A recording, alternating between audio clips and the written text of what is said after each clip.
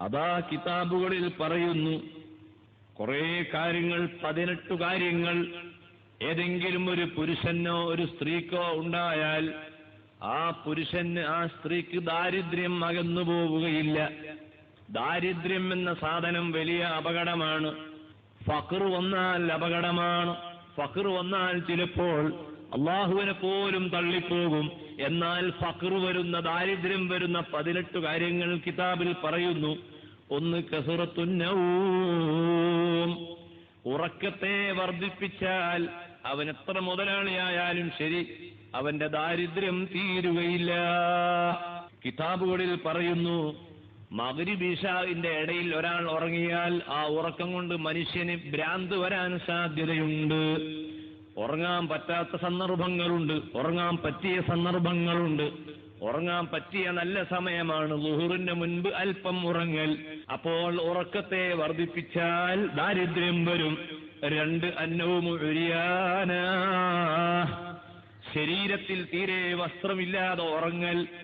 ഒരു തുണിയും ശരീരത്തിൽ അണിയാതെ ഉറങ്ങിയാൽ അത് മനുഷ്യന് ദാരിദ്ര്യമുണ്ടാക്കും. മറ്റൊന്ന്, അൽ അക്ലു ജുനൂബാ, ഭാര്യയും ഭർത്താവും ലൈംഗികമായി ബന്ധപ്പെട്ടു, അല്ലെങ്കിൽ ശുക്ലം സ്ഖലിച്ചു സ്വപ്നത്തിൽ. എന്നാൽ ജനാബത്താണല്ലോ, ആ ജനാബത്തുണ്ടായിട്ട് കുളിക്കാതെ ആരെങ്കിലും ഭക്ഷണം കഴിച്ചാൽ ആ മനുഷ്യന് ദാരിദ്ര്യം വന്നുകൂടുന്നതാണ്. ഏതെങ്കിലും ഒരാൾക്ക് ജനാബത്തുണ്ടായ ഉടനെ കുളിക്കൽ നിർബന്ധമില്ല. അടുത്ത നിസ്കാരത്തിന്റെ സമയത്തിന് മുൻപ് അടുത്ത നിസ്കാരം ഖളാ ആകാത്ത രൂപത്തിൽ കുളിക്കലേ നിർബന്ധമുള്ളൂ. ഒരു ദാരിദ്ര്യവും എനിക്ക് തരരുത് എന്ന ആഗ്രഹം നമ്മളെ ഖൽബിലുണ്ടാകണം. ജനാബത്തോടുകൂടി ഭക്ഷണം കഴിച്ചാൽ ദാരിദ്ര്യമാണ്.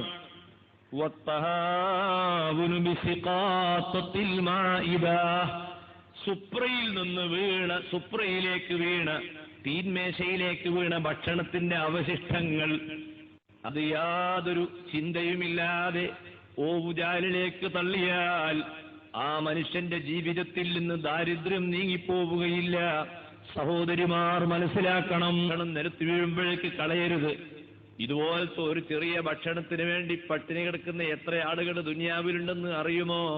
വക്കൻസുൽ ബൈത്തി ബില്ലൈലി, രാത്രിയിൽ വീട് അടിച്ചു വാരുന്നത് ഒരാൾ പതിവാക്കിയാൽ ആ മനുഷ്യന്റെ ജീവിതത്തിൽ നിന്ന് ദാരിദ്ര്യം നീങ്ങുകയില്ല. അതേസമയം വേസ്റ്റുകൾ, ക്യാന്റീനുകളും മറ്റും, രാത്രിയിൽ തന്നെ വൃത്തികേടായ ക്യാന്റീനുകളും പരിസരങ്ങളും അത് ശുദ്ധിയാക്കേണ്ടതുണ്ടോ? ഇല്ലേ? തർക്കുൽ ഖുമാമത്തി ഫിൽ ബൈത്തി, മാലിന്യങ്ങൾ ഒരു റൂമിലും രാത്രിയിൽ നിർത്തിക്കളയരുത്, അത് എടുത്തു മാറ്റണം. അത് വേറെ ഹദീസിൽ വന്നിട്ടുണ്ട്. പാത്രം കഴുകാതെ ഇടരുത്. രാത്രി ഭക്ഷണം കഴിച്ച പാത്രങ്ങളെല്ലാം കൂടി കിച്ചന്റെ ഭാഗത്ത് ചില സ്ത്രീകളോടെ മാറ്റും, രാവിലെ എല്ലാം കൂടി കഴുകുക പാടില്ല. രാത്രി ഉപയോഗിച്ച ഭക്ഷണം രാത്രിയിൽ തന്നെ കഴുകി വൃത്തിയാക്കണം. അതുപോലെ വൽ മശിയു അമാമൽ മശായിഖി, ഉസ്താദുമാരെ മുന്നിൽ അറിയാതെ നടന്നു പോകരുത്. നടക്കുമ്പോ എപ്പോഴും മുന്നിൽ ഉസ്താദാണ്, ആലിമാണ് നടക്കേണ്ടത്. ബഹുമാനപ്പെട്ട സിദ്ദീഖ് റളിയല്ലാഹു അൻഹുവും ആ സിദ്ദീഖിന്റെ കൂടെ കുറെ കാരണവന്മാരും മദീനയിലൂടെ ഇങ്ങനെ നടന്നു നീങ്ങുമ്പോൾ അഷ്റഫുൽ ഖൽഖ് സല്ലല്ലാഹു അലൈഹി വസല്ലമ അവരെ ഉണർത്തുന്നു. ആരാണ് ആ കാണുന്നത്? അത് ഈ ലോകത്ത് സൂര്യൻ ഉദിച്ച ജനവിഭാഗങ്ങളിൽ നിന്ന് അള്ളാഹു പൊരുത്തപ്പെടുന്ന അമ്പിയാക്കൾ കഴിച്ചാൽ ഏറ്റവും മഹത്വമുള്ളത് സിദ്ദീഖുൽ അക്ബറാണ്. ആ സിദ്ദീഖ് റളിയല്ലാഹു അൻഹുവിന്റെ മുൻപിൽ നിങ്ങൾ നടക്കല്ലേ. ഉസ്താദുമാരുടെ മുൻപിൽ ശിഷ്യന്മാര് നടക്കരുത് എന്ന് അവരോട് കൽപ്പനയുണ്ടെങ്കിലും ഏതെങ്കിലും ഒരാൾ അങ്ങനെ നടന്നാൽ ഉസ്താദ് തടയണ്ട. കാരണം അങ്ങനെ തടഞ്ഞാൽ അത് അയാൾക്ക് ഒരു കറാഹത്ത് സമ്മാനിക്കും. അതേസമയം അദബ് പഠിപ്പിച്ചു കൊടുക്കണം. ബാപ്പയും മക്കളും നടന്നു പോകുമ്പോൾ മക്കൾ പിന്നിൽ നടക്കണം. മുന്നിൽ നടക്കുന്ന മക്കളെ ബാപ്പ അങ്ങോട്ട് പിന്നിലാക്കണം. ചെറിയ ശിഷ്യന്മാര് മുന്നിൽ നടക്കുമ്പോൾ ബാപ്പ ശിഷ്യന്മാരോട് പറയണം പിന്നിൽ നടന്നോ. അവര് വളർന്നു വലുതായതിനു ശേഷം ഉസ്താദിന്റെ മുൻപിൽ നടക്കുന്നുവെങ്കിൽ പിന്നെ അദബ് പഠിപ്പിക്കേണ്ട ആവശ്യമില്ല. കിട്ടേണ്ട കുരുത്തക്കേട് ഒന്നിച്ചവർ വാങ്ങിയാൽ മതി. അതുപോലെ മനുഷ്യന് ദാരിദ്ര്യമുണ്ടാകുന്ന മറ്റൊരു കാര്യമാണ് നിദാഉൽ വാലിദൈനി ബിസ്മിഹിമാ, ഉമ്മാന്റെ പേര് വിളിക്കൽ, ബാപ്പാന്റെ പേര് വിളിക്കൽ. ബാപ്പന്റെ പേര് വിളിക്കരുത്, ഉമ്മാന്റെ പേര് വിളിക്കരുത്. അത് അദബുകേടാണ്. നിന്റെ ജീവിതത്തിൽ നിന്ന് ദാരിദ്ര്യം പോവുകയില്ല. മറ്റൊന്ന് അത്തഹാബുരു ബിസ്സലാഹ്, നിസ്കാരത്തിന്റെ സമയമായിട്ട് നിസ്കരിക്കാതെ നീ ഇങ്ങനെ അയിലുമലിട്ട് നടക്കുകയാണ്. നിസ്കാരത്തിന്റെ വിഷയം ശ്രദ്ധയില്ലാത്ത പെണ്ണേ, നിനക്ക് സ്വർഗം ലഭിക്കുകയില്ല. നീ വയല് കേട്ടതുകൊണ്ട് കാര്യമില്ല. നിസ്കാരത്തിന്റെ സമയമായാൽ നിസ്കരിക്കണം. വഖിയാതത്തു സൗബി വഹുവ അലാ ബദനിഹി, ഒരാൾ അയാളെ ശരീരത്തിൽ ധരിച്ച വസ്ത്രം തുന്നേണ്ടി വന്നപ്പോൾ ആ വസ്ത്രം ശരീരത്തിൽ നിന്ന് അഴിക്കാതെ തുന്നിയാൽ, അഴിച്ചു മാറ്റാതെ ശരീരത്തിൽ വെച്ചുകൊണ്ട് ആ വസ്ത്രം തുന്നിയാൽ ദാരിദ്ര്യം വരും. വീട്ടിന്റെ ഉള്ളിൽ ചിലന്തിയുടെ വല, മാറാല റൂമുകളിലും അവിടെയും ഇവിടെയും കെട്ടിക്കിടക്കുന്നു. അതോടനെ നീക്കം ചെയ്യണം, അല്ലെങ്കിൽ ആ വീട്ടിൽ നിന്ന് ദാരിദ്ര്യം പോവുകയില്ല. വഇസ്റാഉൽ ഖുറൂജി മിനൽ മസ്ജിദി, പള്ളിയിൽ പോയ ഉടനെ ആ പള്ളിയിൽ നിന്ന് ഉടനെ ഓടിക്കളഞ്ഞാൽ ആ മനുഷ്യനും ദാരിദ്ര്യം വന്നു ചേരുന്നതാണ്. പള്ളിയിൽ നിന്ന് വേഗം പോകരുത്.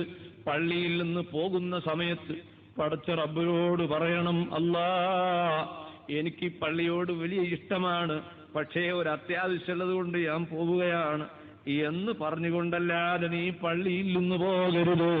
ഞാൻ പള്ളിയിൽ വന്ന് കുടുങ്ങിയതാണ് എന്ന അർത്ഥത്തിൽ പള്ളിയിൽ നിന്ന് എഴുന്നേറ്റ് പോയാൽ ആ മനുഷ്യൻ ഫക്കീറായി ജീവിക്കേണ്ടി വരും. അവന്റെ ജീവിതത്തിൽ അവന് ഉയർച്ച ഉണ്ടാവുകയില്ല. അതുപോലെ അങ്ങാടികളിലേക്ക് നേരത്തെ പോവുക. അങ്ങനെ പോകുന്ന മനുഷ്യനും അള്ളാഹുവിന്റെ പരീക്ഷണങ്ങൾ അനുഭവിക്കേണ്ടി വരും. കഴുകേണ്ട പാത്രങ്ങൾ കഴുകാതെ ഇട്ടേച്ചാൽ മനുഷ്യ നിന്റെ ജീവിതത്തിൽ ദാരിദ്ര്യം വരും. 16ാമത്തെ കാര്യം ഇരുന്നു കൊണ്ട് തലപ്പാവ് അണിഞ്ഞാൽ. 17ാമത്തെ കാര്യം വൽബുഹുലു, കൊടുക്കേണ്ട സാധനം കൊടുക്കേണ്ട സമയത്ത് കൊടുക്കാതിരുന്നാൽ. 18ാമത്തെ വിഷയം ഉമ്മക്കും ബാപ്പക്കും വേണ്ടി നീ ദുആ ചെയ്യാതിരുന്നാൽ നിന്റെ ജീവിതത്തിൽ നീ എന്നും ഫഖീറായിരിക്കും. അപ്പൊ ജീവിതത്തിൽ ഫഖീറാവാതിരിക്കാനുള്ള മരുന്നുകളിൽ 18ാമത്തെ വളരെ പ്രധാനപ്പെട്ട ഒന്നാണ് തർക്ക്. ഏത്? ആ മാതാപിതാക്കൾക്ക് വേണ്ടി ദുആ ചെയ്യൽ.